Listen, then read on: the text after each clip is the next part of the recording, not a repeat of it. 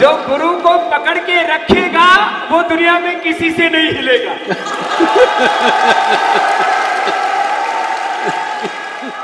এই রিলেশনশিপ কথাটা বললেই সাধারণভাবে মানুষ ভেবে নেয় শরীরের সম্পর্কের কথা। না, আসলে সম্পর্ক বহু রকমের হতে পারে। তুমি যদি অন্যকে পিষে দিয়ে আনন্দ পেতে চাও, কিছুদিন পর দেখবে যখন আগের মতো সম্পর্কটা সেই মিষ্টি অনুভূতি তৈরি করছে না, তখনই তিক্ততার জন্ম হয়। কোনো সম্পর্ককে ধরে রাখতে হলে নিজেকে এমনভাবে প্রস্তুত করা যাতে নিজে একজন অত্যন্ত সুখময় মানুষ হয়ে ওঠা যায়। এটা হলে সম্পর্ক তৈরি হবে, কিন্তু সেগুলো কখনোই চাহিদা ভিত্তিক হবে না। যখন সম্পর্কগুলো চাহিদা ভিত্তিক হয়, তখন নিজের চাহিদা মতো কিছু না পেলেই একটা অস্বস্তি শুরু হয়, তখন নানা অভিযোগ তৈরি হয়, আর নিজের মনে একটা তিক্ততা তৈরি হতে থাকে। মনে হয় তোমার প্রাপ্য জিনিসটা পাচ্ছ না।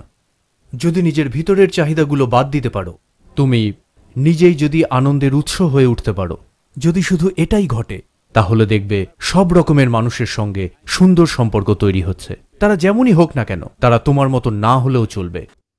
তো ৯৯%-এরও বেশি কর্ম আপনি যা যা কাজ করছেন আপনি অচেতনভাবে করছেন।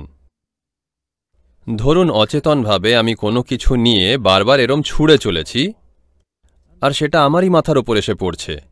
আমি ভাবছি স্বর্গ থেকে ফেলা হচ্ছে, কারণ আমি সচেতন নই যে আমিই এগুলো ছুঁড়ছি। যখন আপনার কাজের ৯৯% বা ৯৯%-এরও বেশি আপনি অচেতনভাবে করছেন, তখন স্বাভাবিকভাবেই মনে হবে যে আপনার সাথে যেটা ঘটছে সেটা অন্য কেউ করছে। আপনার যদি নিজের শরীরের ওপর নিয়ন্ত্রণ বা আয়ত্ত থাকে, তাহলে আপনার জীবনের আর ভাগ্যের ১৫-২০% আপনার হাতেই থাকবে। আপনার মনের ওপর যদি আপনার আধিপত্য থাকে, তাহলে আপনার জীবন ও ভাগ্যের ৫০-৬০% আপনার হাতে থাকবে। আপনার জীবন শক্তির ওপর যদি আপনার নিয়ন্ত্রণ থাকে, তাহলে ১০০% আপনার জীবন ও আপনার ভাগ্য আপনার হাতে থাকবে। যোগের পদ্ধতিতে আমরা মানুষের মনকে ১৬টি ভাগে বিভক্ত করে দেখি। এই মুহূর্তে ১৬টায় ঢুকছি না, আমি ৪টে ভাগে ভেঙে বলছি। The four segments are called buddhi, ahankara, manas and chitta.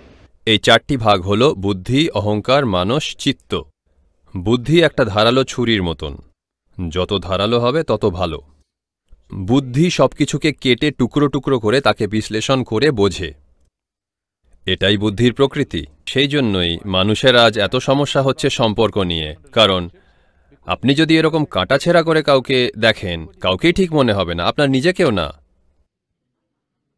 হ্যাঁ, কিন্তু আপনি যদি আলিঙ্গন করে তাদের আপন করে নেন, তাহলে হয়তো তাদের সৌন্দর্যের কিছুটা জানতে পারবেন। কিন্তু যদি কাটাছেঁড়া করেন, তাহলে সকলকেই বিচ্ছিরি লাগবে, হ্যাঁ কি না? আমি জানতে চাই কেন সেটা করছো যা তুমি করতে চাও না? না, আমি যদি এটা করি তাহলে এটা পাবো, ওটা পাবো। আসলে ব্যাপারটা তা নয়। এই জীবন থেকে কোনো কিছুই পাওয়ার নেই। সত্যি জীবনে কিছুই পাওয়ার নেই। হয় জীবনে তুমি গভীরতা আর তীব্রতা নিয়ে বেঁচে থাকবে, অথবা তা হবে না। শেষে গিয়ে তুমি কি পাবে? হ্যাঁ, এই এগ্রিকালচার কলেজে কেউ মারা গেলে তাকে কি কবর দেবে না পুড়িয়ে ফেলবে? কবর দেওয়া তো চাষের জন্য ভালো, মানুষের থেকে ভালো সার হয়। তো শেষে কি ঘটবে তোমার আর আমার? হয় আমাদের পোড়াবে, নয় কবর দেবে। শেষে গিয়ে এটাই ঘটবে। কি ভাবছো তুমি শেষে তোমাকে পুরস্কার দেবে? শেষে আর কিচ্ছু হবে না, শুধু জীবনের প্রবাহকে দেখো, কত সুন্দরভাবে তুমি বেঁচে রইলে, শুধু সেটাই বিচার্য। সুতরাং তুমি যদি সত্যিই কোনো ভালো কাজ করো, সেটা আগে করবে না ফেলে রাখবে? আগেই করবে, তাই না? তাই এটা অবশ্যই দেখা উচিত যে ঠিক কি করতে চাও তুমি। যদি তুমি সেটা খুঁজে পাও, তাহলে সবকিছুই আগে করবে, ফেলে রাখবে না।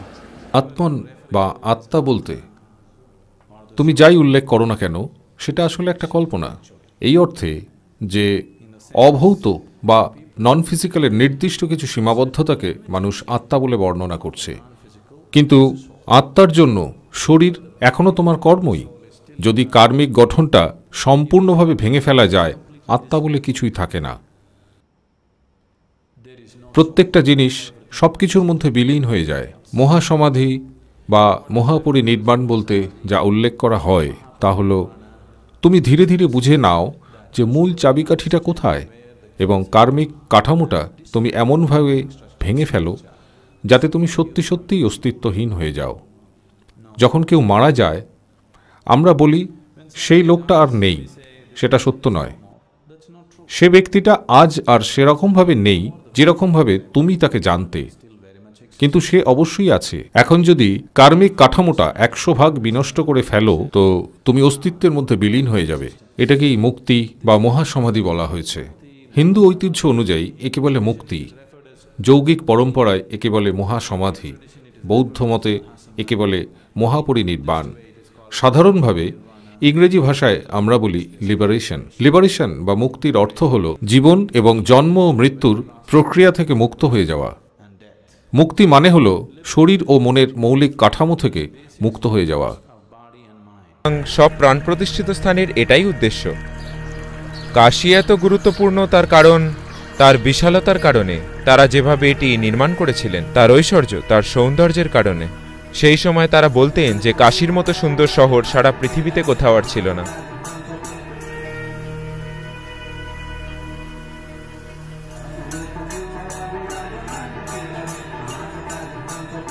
এই সমস্ত জিনিস মিলে এটি একটি বিশাল আকর্ষণ হয়ে দাঁড়িয়েছিল।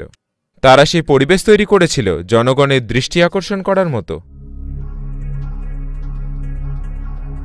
কাজেই কাশী সব আনন্দ এবং সৌন্দর্য নয়, এটা এমন এক জায়গা যেখানে মানুষ ভীষণ দুর্ভোগের মধ্যে দিয়ে যান, কারণ এখানে জীবন ভীষণ দ্রুত বেগে চলতে থাকে। অনেক জীবনকালের জিনিস এক মুহূর্তের মধ্যে চলে যায়, এবং এটি এমন একটি কষ্ট বা যাতনা যা কেউ সহ্য করতে পারে না।